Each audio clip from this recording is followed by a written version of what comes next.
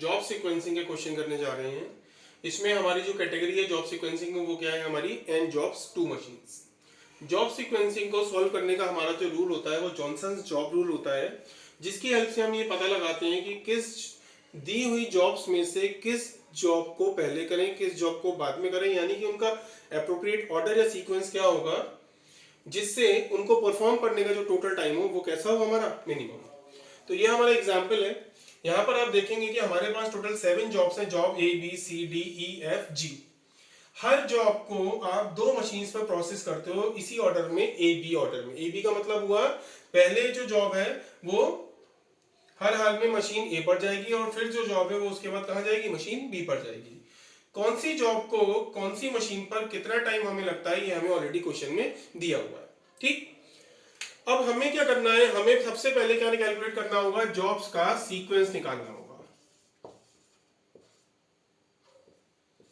Job sequence निकालने के लिए क्योंकि हमारे पास 7 जॉब्स हैं तो हमने यहां पर सबसे पहले 7 बॉक्सेस बना लिए। ठीक, अब सीक्वेंस निकालने के लिए आप टोटल टाइमिंग में से ये देखते हो सारी जॉब्स के दोनों मशीन पर टाइमिंग में से कि किस जॉब का टाइम जो है वो मिनिमम है। तो जॉब एफ है उसका मिनिमम टाइम है 1 और वो 1 टाइम किसके लिए, मशीन ए के लिए। अगर पहली मशीन के लिए टाइम मिनिमम होता है तो वो जॉब आती है हमारी स्टार्टिंग में, और अगर दूसरी मशीन के लिए टाइम मिनिमम होता है तो वो जाती है हमारी लास्ट में। ठीक है, अब इसी तरीके से हमने एफ जॉब परफॉर्म कर ली। अब इस बची हुई सारी जॉब्स में से फिर से अगर आप देखोगे तो हमारे पास जो मिनिमम टाइम है वो कितना है 2। वो किस जॉब के लिए, जॉब नंबर ए। ये वाली जो जॉब है इसका मिनिमम टाइम किस मशीन के लिए, सेकंड मशीन के लिए। तो जब सेकंड मशीन के लिए मिनिमम टाइम होता है तो जॉब जाती है लास्ट में। तो ये हमारा हो गया जॉब नंबर ए। ठीक, फिर हमने जॉब ए भी परफॉर्म कर लिया। बची हुई जॉब्स में से हमारा जो मिनिमम टाइम है वो कितना है, 3। वो किसके लिए, जॉब नंबर डी के लिए। और ये 3 टाइम किसके लिए, फर्स्ट वाली मशीन के लिए। इसका मतलब हुआ कि हमारी जो डी जॉब होगी वो कहां होगी, स्टार्टिंग में आ जाएगी। ठीक, जॉब डी भी हो गई। बची हुई जॉब्स में से अब जो मिनिमम टाइम हमारा बचा वो कितना बचा है, 4 बचा है, और वो किसके लिए, जॉब ई के लिए। इसका मतलब, और ये जो ई जॉब है इसका ये जो मिनिमम टाइम है वो पहली मशीन के लिए। तो फर्स्ट मशीन के लिए अगर मिनिमम टाइम होता है तो जॉब आती है स्टार्टिंग में, अदरवाइज आती है लास्ट की साइड में। बची हुई जॉब्स में से अगेन हमारा जो मिनिमम टाइम है वो कितना है, 4। फिर से हमारा जो टाइम है वो 4 है जॉब बी के लिए, पर ये किसके लिए, सेकंड मशीन के लिए। तो जब टाइमिंग सेकंड मशीन के लिए मिनिमम होता है तो वो जॉब जाती है हमारी लास्ट में, यानी जॉब बी जाएगी हमारी यहां पर। अब हमारे पास कौन कौन सी जॉब्स बची हैं, अब हमारे पास बची है जॉब सी और जॉब जी। बचे हुए टाइमिंग्स में से आप मिनिमम टाइम देखेंगे तो वो है हमारा 6। किस जॉब के लिए, जॉब जी के लिए। और ये 6 टाइम किस मशीन के लिए आया, हमारा सेकंड मशीन के लिए। तो जब सेकंड मशीन के लिए मिनिमम टाइम होता है तो वो जॉब जाती है बाद में। तो ये हो गया हमारी जॉब नंबर जी। अब हमारे पास एक ही जॉब बची, जॉब सी, और एक ही बॉक्स बचा, यानी कि ऑब्वियसली यहां पर कौन सी जॉब होगी इस ऑर्डर पे, जॉब सी। तो ये हमने जॉब्स का सीक्वेंस कैलकुलेट कर लिया। अब आपको क्या करना है, मिनिमम टाइम निकालने के लिए कि इन जॉब्स को परफॉर्म करने में टोटल कितना टाइम लगा। इसके लिए आप क्या करते हो, पहले एक लिखते हो जॉब सीक्वेंस जो हमने अभी निकाला है, जॉब एफ डी ई सी जी बी और ए। ठीक, यहां आप लिखोगे मशीन ए और यहां होगी आपकी मशीन बी। दोनों ही मशीन्स पर जॉब आएगी और कंप्लीट होकर वहां से चली जाएगी, यानी कि दोनों ही मशीन्स पर जॉब्स का इन टाइम और आउट टाइम होगा। तो ये हो गया हमारा मशीन ए के लिए इन टाइम आउट टाइम, और ये हो गया हमारा मशीन बी के लिए इन टाइम और आउट टाइम।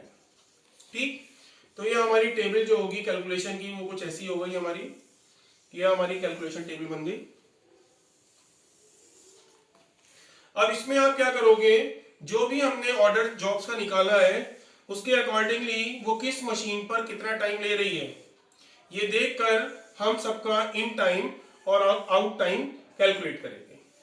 ठीक, तो अगर हम बात करें हमारी पहली जॉब की जो है जॉब नंबर एफ, वो सबसे पहले मशीन ए पर आ रही है, स्टार्टिंग में आएगी क्योंकि वो मशीन हमारी खाली होगी तो तुरंत हम फर्स्ट जॉब एफ को परफॉर्म करने भेज देंगे, यानी कि इन टाइम हो गया उसका 0। और एफ जॉब को पहली मशीन पर कितना टाइम लग रहा है 1 आवर, तो 0 पर एंटर हुई 1 आवर इसको लगा, तो आउट टाइम कितना हो गया 1। जैसे ही ये 1 आवर पर बाहर निकली है जॉब, आउट हुई, तभी सेकंड जॉब आ जाएगी 1 आवर पर एंटर कर जाएगी।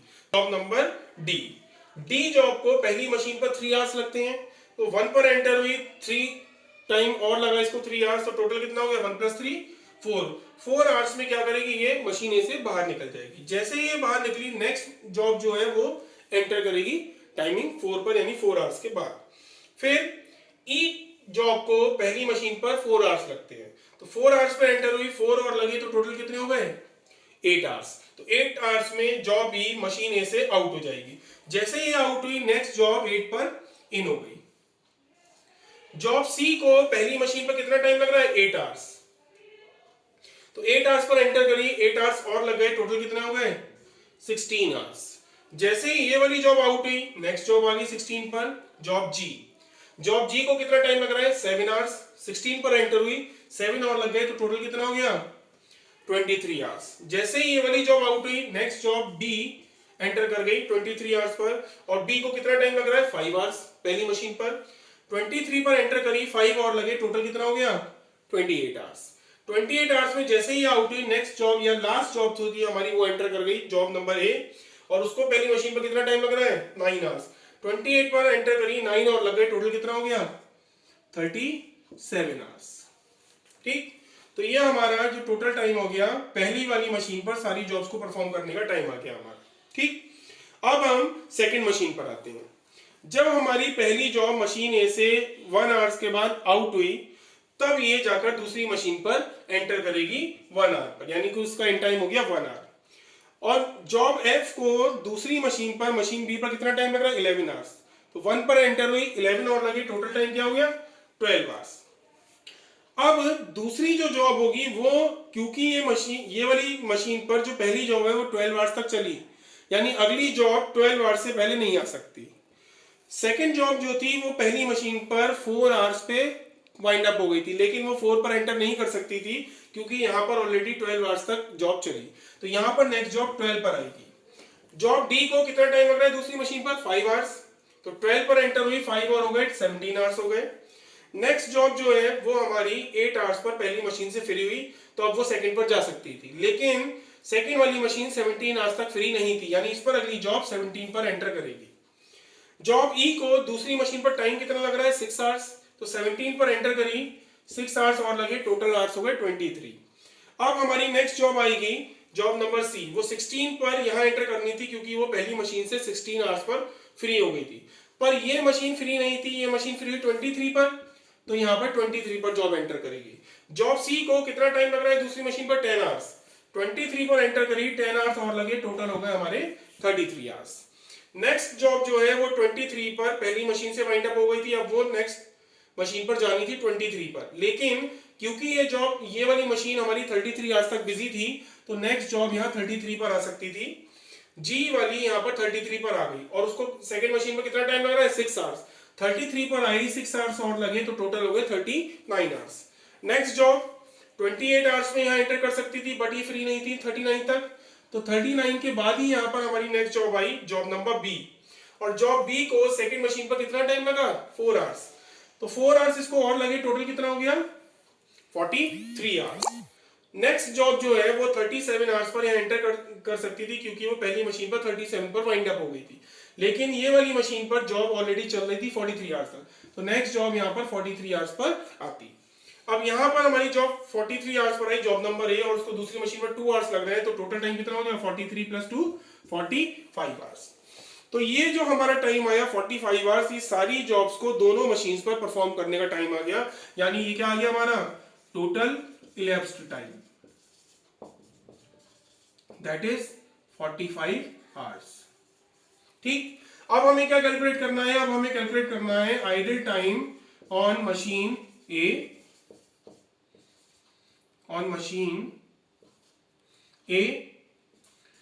मशीन ए हमारी कितने टाइम तक फ्री रही, मशीन ए में आप देखोगे 0 पर जॉब एंटर हुई, फिर 1 पर वाइंड अप हुई, फिर 1 पर एंटर हुई, 4 पर वाइंड अप हुई, 4 पर एंटर हुई, 8 पर वाइंड अप हुई, कंटिन्यूअसली जॉब्स चल रही हैं और सारी job 37 hours per wind up हो गई। लेकिन टोटल सारी जॉब्स कब खत्म हुई दोनों मशीन पर? 45 आवर्स तक।